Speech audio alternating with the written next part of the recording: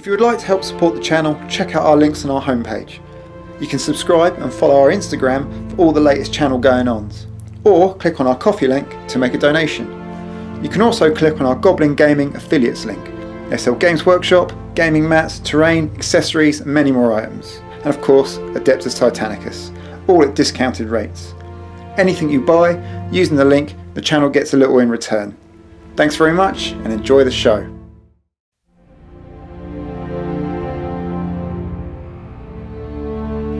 Hello Princeps and welcome to this impromptu midweek video.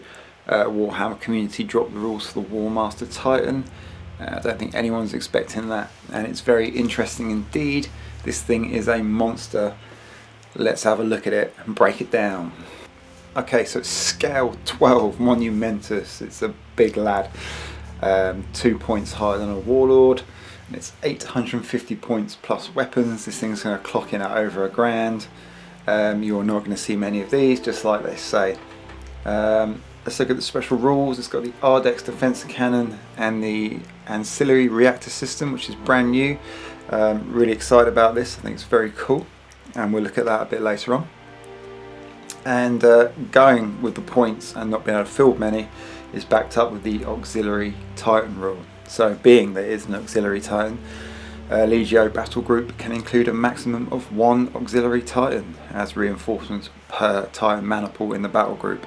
So most games, I mean, you're looking at 2k games probably to fit this in. 1 mana pool, 1 of these. The Auxiliary Titan rule, are we going to see this with other Titans in the future? Who knows? It's a good rule. It's easy to fit in these novelty Titans, if you like, without having to worry about mana pool rules. This thing is not going to have a Princeps trait either, which is fine because I think it's got enough stuff going on as it is. So it's command 3, ballistic skill 3, speed 4 basic, 6 pushed, and a weapon skill of 5, much the same as a Warlord. But the interesting things are maneuvers 1 standard. You push this thing, it's getting 3. It's not fast, but it is agile. With 3 turns on the push, you're going to find it very difficult to outmaneuver this thing. It will get you. That is quite quick on the turn. Very surprised by that. Yeah, don't know why, but they've done that. Interesting. And then of course it's got 6 servitor clays, which is 2 more than a Warlord. This thing will get hot. When we look later on, you'll see that there's lots of reasons why this will get hot, and I think you'll be pushing this thing, especially, you know, straight away. 3 turns for 1 push.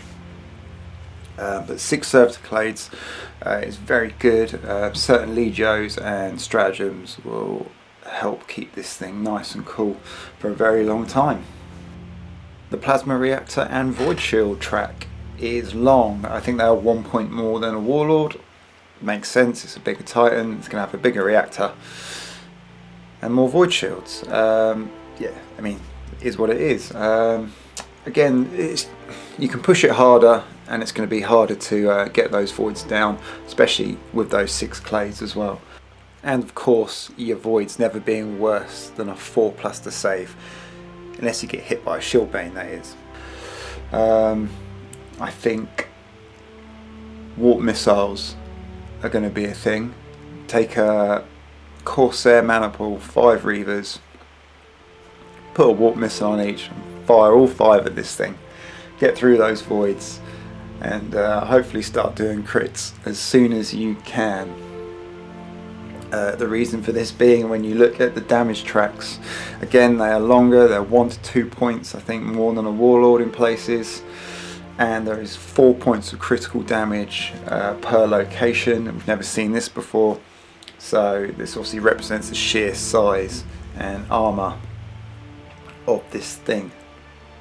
When you look at the damage tracks itself, if you look at the head and the legs, you're needing 16s just to get devastatings.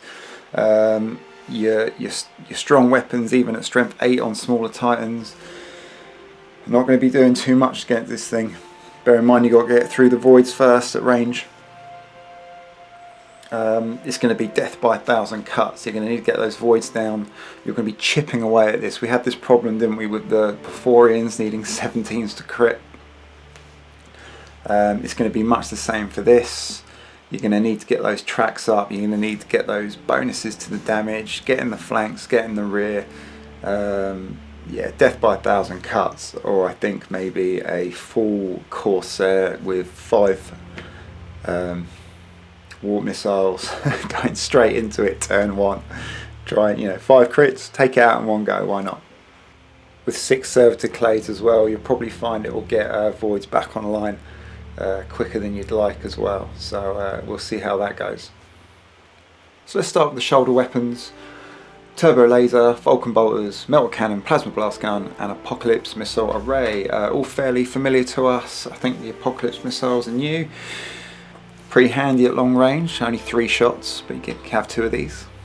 It's got the barrage trait, which is nice. Plasma blast gun, which we all know and love, but this one appears to have +1 at long range. I'm pretty sure that's a typo. I hope we're not getting the wrong cards in the box, but if you've got Warhounds, then you could probably just slap them on. Metal cannon, yeah, great, but very short range, 16 inches this one. And the Vulcan bolters and the turbo lasers look the same. So, good selection. When you look at the other weapons that this thing has, the carapace and the arms, which we'll go into in a minute, I look at these and I think there isn't, I mean obviously the Vulcan bolts are very good, but there isn't a particularly out and out shield stripper there. Yes, the Vulcans are, but you've got to get quite close. So when I look at these and I look at the other weapons, this thing is a short to mid-range killer. It doesn't have the build for me where you can sit this thing right on the back of the table like you can with a Warlord. This thing will be getting into the middle of the table to get everything working together, and that's fine, that's good, that makes it interesting.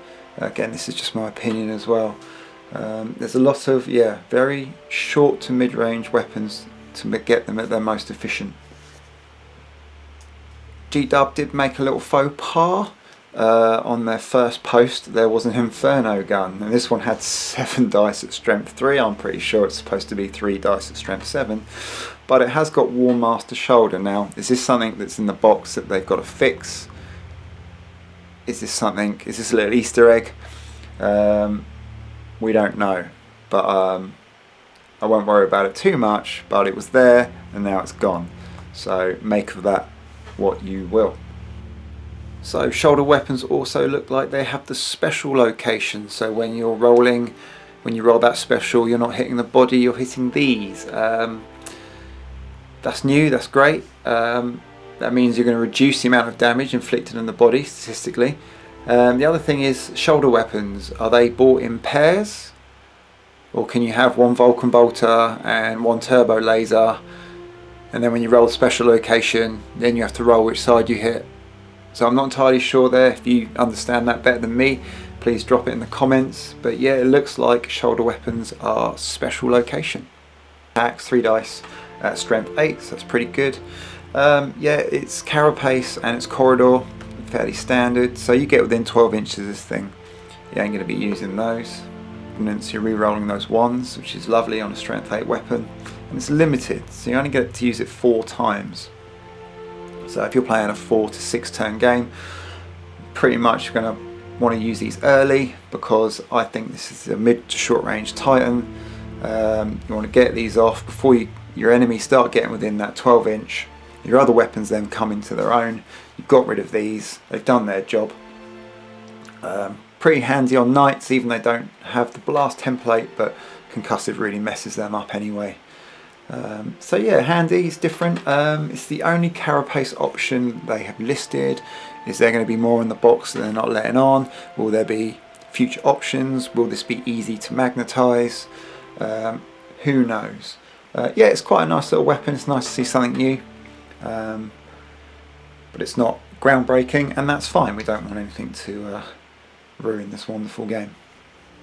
On to the main event, the Suzerain class Plasma Destructor. I hope you said that right. These are 70 points each. You get 2 of these. It has a short range of 16, which gives you +1 to hit, and a long range of 30. So there's that mid to short range sort of thing again. 3 attack dice, which is good, and strength 11, which is immense. And then it's got the traits. So it's got the fusion trait, which is going to roll d10 for damage at short range, but if you wish to do that, you can elect, and it's draining, so that's interesting. It's optional.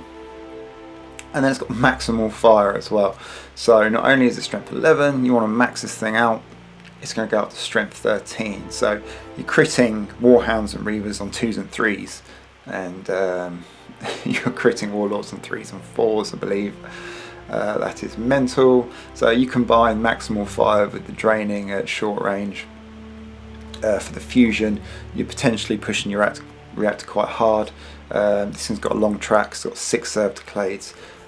You probably don't care. This Titan's a finisher.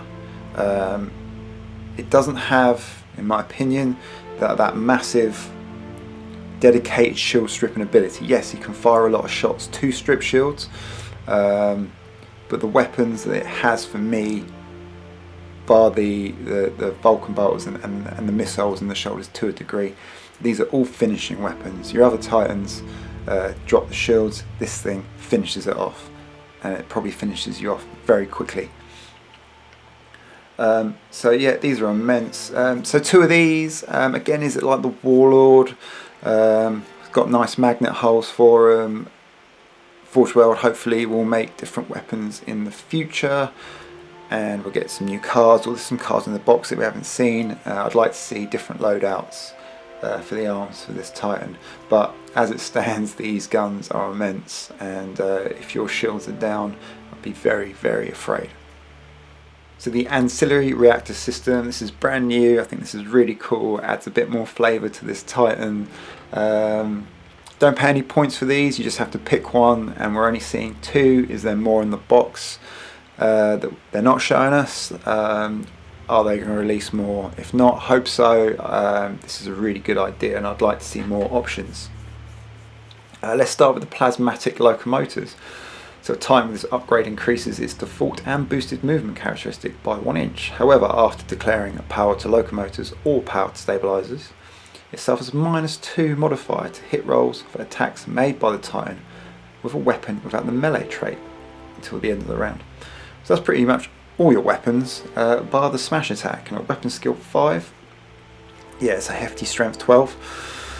I don't think smash attacks is something you're really aiming for with this Titan. Would I be using this one? Not much. The fact that it's got the melee thing, again, are we going to see more weapons? Can you imagine like a giant wrecking ball or something? It would be amazing. Yeah, you can shift with this maybe if you want to get into that short to mid range really early. You go full stride, you're moving 7 with your boosted, getting a 14-inch move in the first turn. That gets you probably where you want to be with all those guns you've got. Yeah, it's okay, but on the flip side, you've got the infusive super coolant. Now this is the one I think you'll probably see most of the time. When activated in the damage control phase, a Titan may engage this reactor system. If they do so until the end of the round, the Titan can vent plasma on a 2+ instead of 4.